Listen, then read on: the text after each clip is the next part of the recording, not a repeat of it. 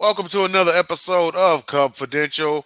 I'm your producer, Denzel Snipes, and I'm so glad to be back up and running because these last 2 days have been crazy. We got affected by the hurricane down here in Houston, so we're without power and without internet, and nothing much happened except my hair grew a little bit more. That's all. But the Cubs, they won four of their first seven in the month of July. But I got some guys here to talk about it. Let's start off with our host, JB Ellis.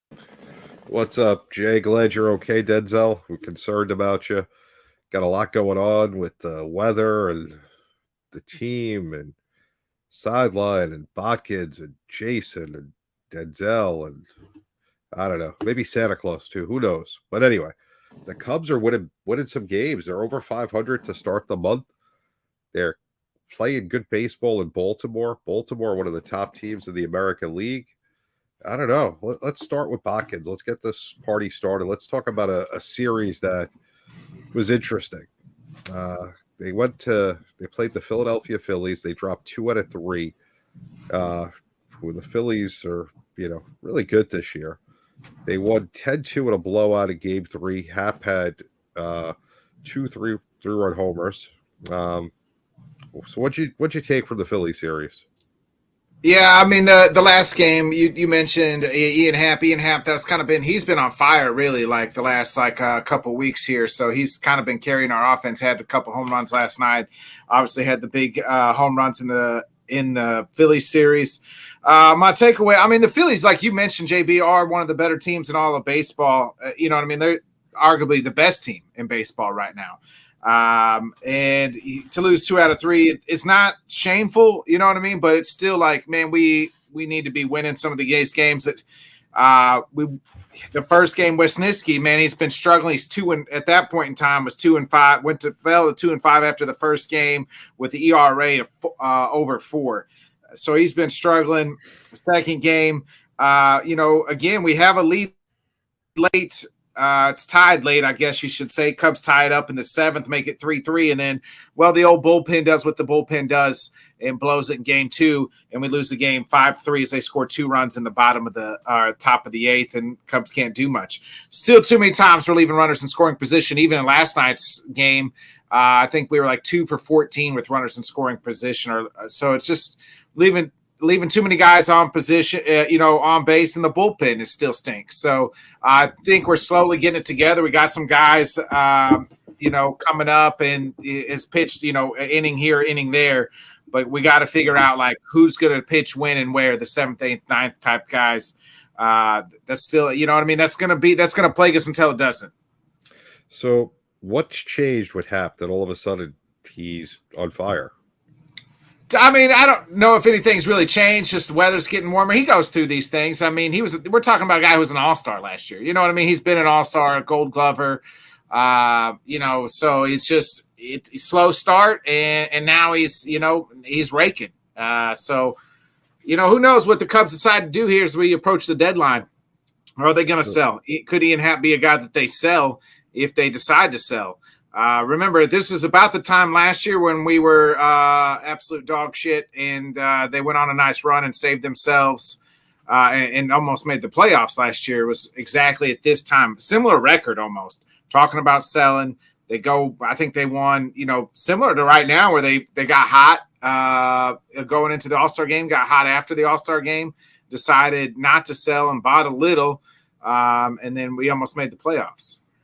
Maybe it's a similar situation. Maybe this team doesn't know you. They have one. Maybe these guys don't know you're supposed to play 162 games, not take a month and a half off. So, I mean, you look at the Phillies series, right? The Phillies, we can't argue, one of the best teams in baseball. You win 1 out of 3.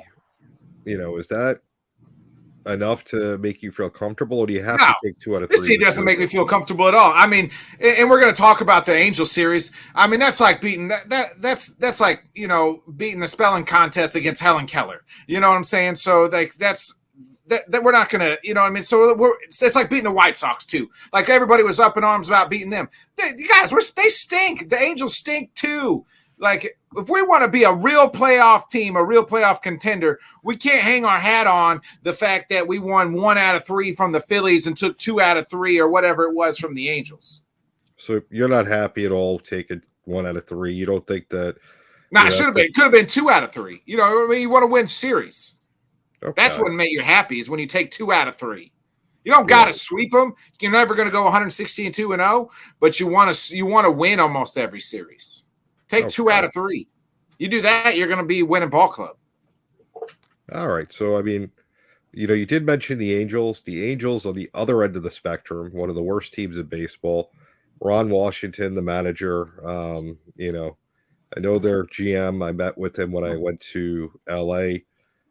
His dad is a friend of Sideline Sports.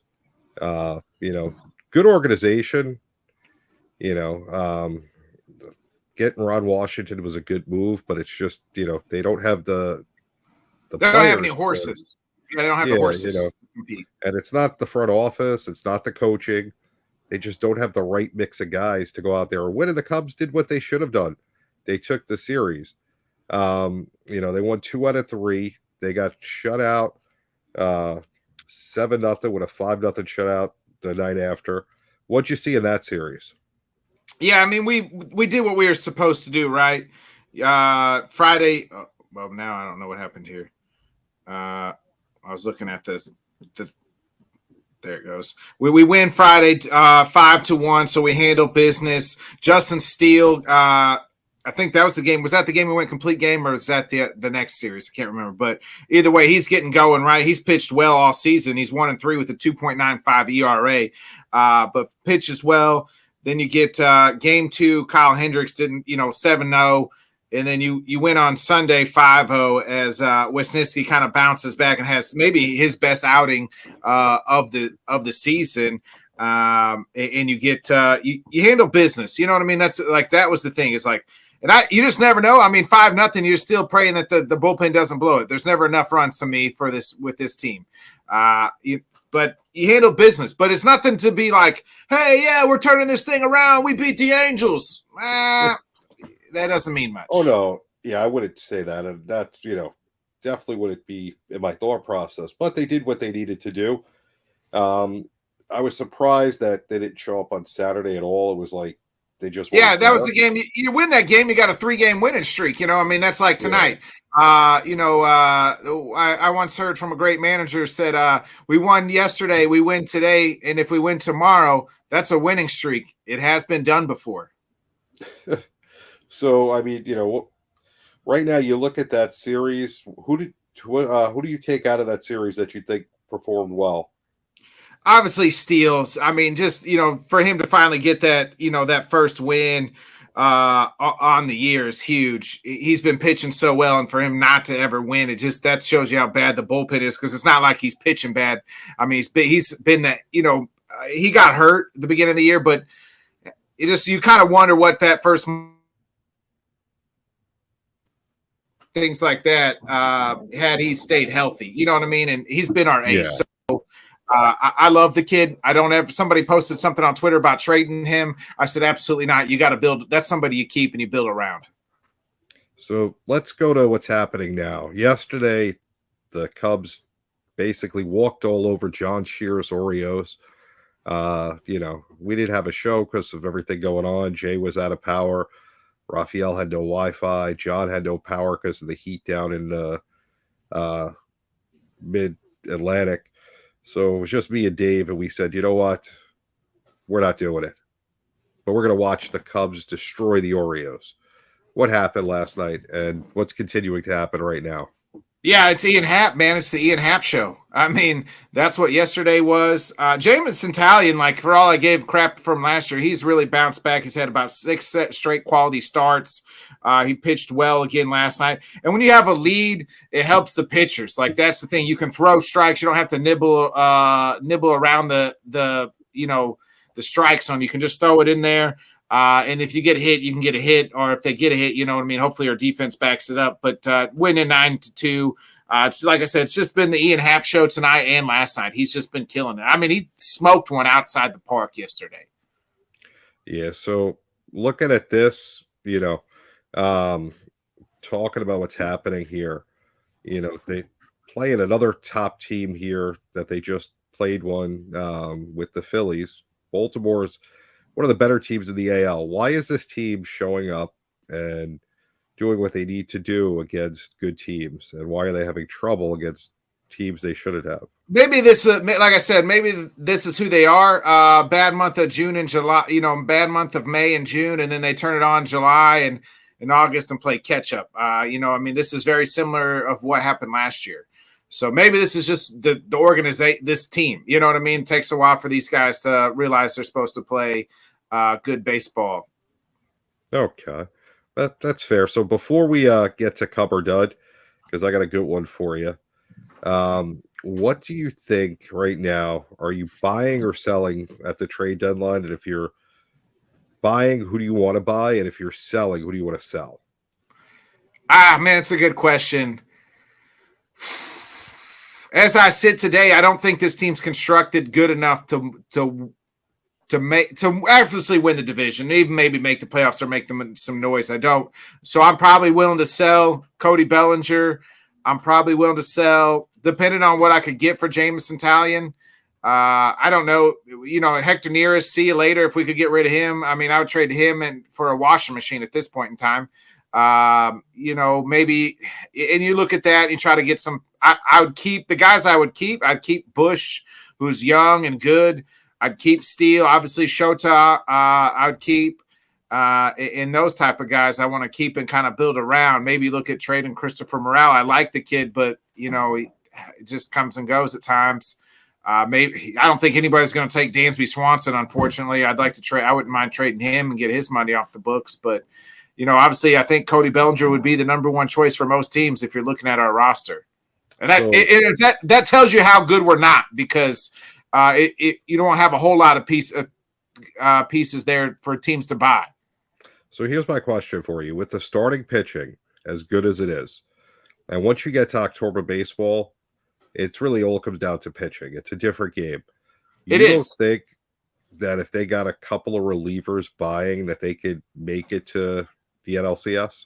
I don't trust the makeup of this lineup. What makes you think this lineup's going to hit? Like, we continue to struggle with runners in scoring position. We leave so many guys on base. We make so many stupid outs on the base pass. Like, those things can't happen. Not good teams aren't bad at all three of those, and the Cubs are. So that's fair. I think this team can make noise if they can get to the postseason. I'll be the first one. JB, you know me. I'll flip script real quick. I'll turn a 180 and start pounding the drum again if I need to. But right now, I speak in today to day, and reality is reality. Yeah, I'm telling you, they're just a couple of relievers away. This team, their starters are that good. The starting pitching that's been the brightest spot of all year.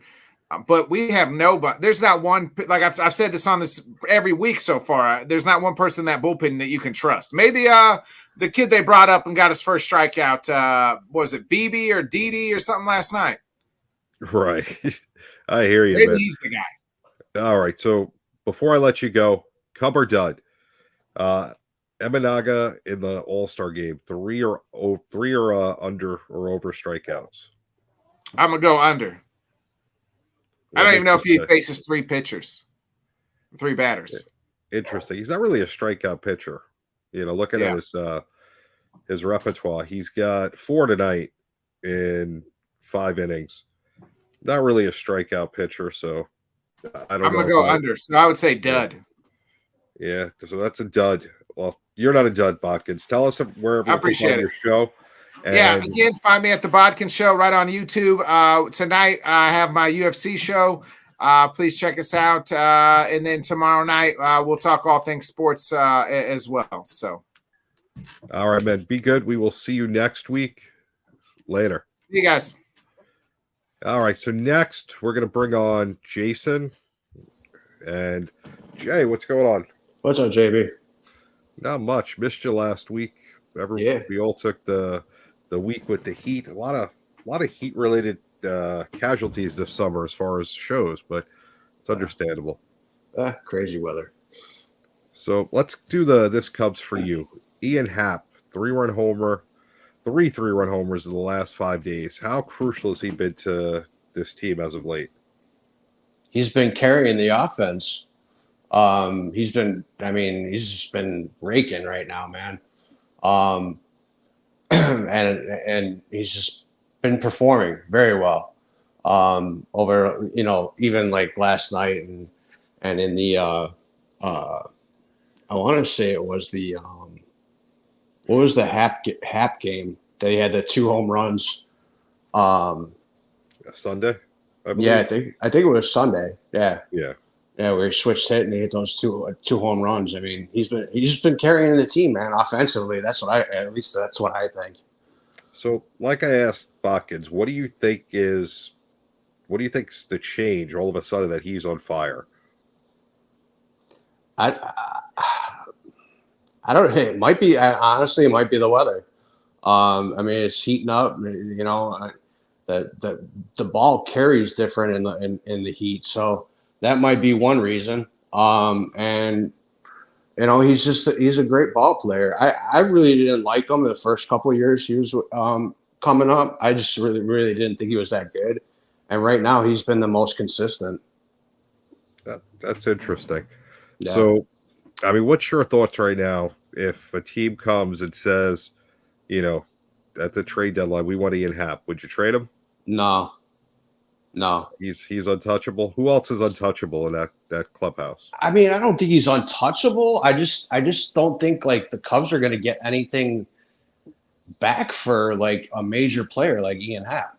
I think they would just be getting like prospects, Right. And who in the clubhouse would you not trade? Well, I wouldn't trade Happ. I wouldn't trade Bush, obviously. Bush has been phenomenal lately. Any of the young core players, I would get rid of Morel.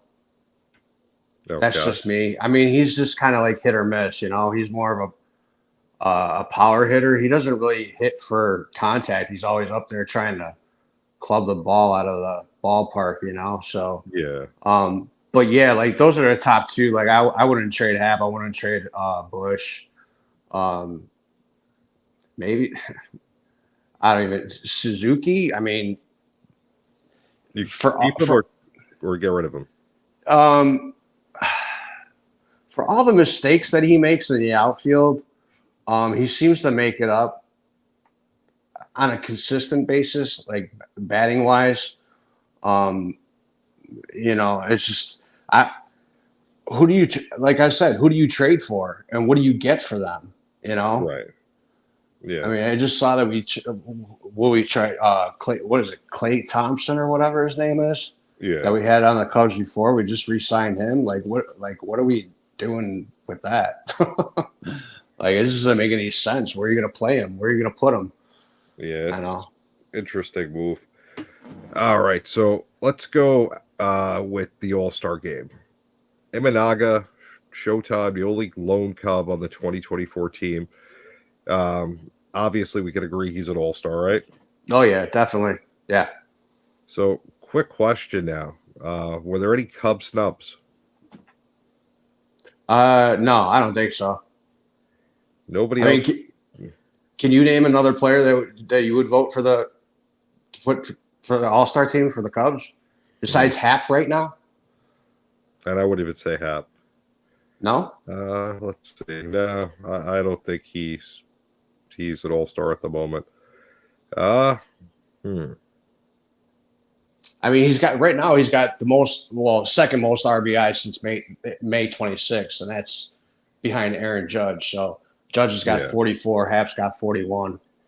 Yeah, but it's all of late. It's not, season-wise. Right. And to me, an All-Star, you got to be playing all year. Agreed. Yep. I think this was just an interesting All-Star squad. There's a lot of first-time All-Stars. Yeah. More than I've seen in a long time. So I'm trying to think. There's really nobody else on the top of my head that I would say would be deserving. There's some guys that I think could be All-Stars. Yeah. The way their careers are progressing. Suzuki's one.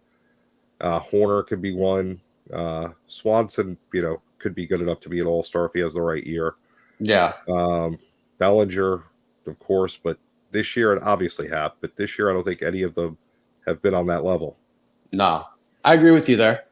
But they all have the capability of getting there. Yeah. Let's go outside of Wrigley. So the Yankees have been stinking it up lately. They lost 15 out of 20, and GM Brian Cashman describes it as a rough spot. Have they run out of fuel already? I gotta be honest with you. I really don't follow the Yankees too much. And I guess I'm gonna give you like a Jed Hoyer answer. Like, I guess every team goes through a rough spot. It's you just gotta figure out it at the end when it counts. Yeah, I mean, I don't know. I look at it as, I didn't think that they were the best team in the division. I think they're probably somewhere between second to third in their own division. And they came out of the gate on fire. Yeah. Now they're coming back down to earth. We'll see how they end up, but I don't think that they're as good as they are when they started the year or as bad as they are now. I think they're kind of somewhere in between. Yeah. I mean, when we started the show this year, we thought the Cubs were, coming out of the gate fast and on fire, and we're going to be a good team. Right now, they have the same record as they had last year, which was, I think, 43-49. So, yeah, it's just wild. So let's go to Cub Dud. The Cub Dud is, do you think Shota Imanaga is going to have 3 or more strikeouts in the All-Star game, over or under? Under. Dud. Everyone's with the dud. Yeah, I don't think he gets a strikeout. Interesting. Yeah, I think he's good enough to get the strikeout. I just don't. That's not his game. Yeah, agreed. But All-Star game, it's just like, you bring him in for one inning or work or whatever, and I just don't see him, getting a strikeout. Definitely. I gotta agree with you there. So that's it for this week. Denzel, as usual, great job with the topics. Jay, appreciate what you do, man. Yep. Bringing the analysis. We're going to be out of here. Next week is the All-Star game, and we will be here Wednesday night, providing everything's good. Until then, make sure you're watching all the Sideline Sports shows. Got a great wrestling show on Monday nights. We got us on Sideline Sports on Tuesday, Cubfidential Wednesday, the Gauntlet on Friday. We got the Sports Business Insider with Sean Russi coming up next. Make sure you're watching that. And I'm sure if I missed anything, Denzel will tell you on the next show. Until then, we'll see you guys next week.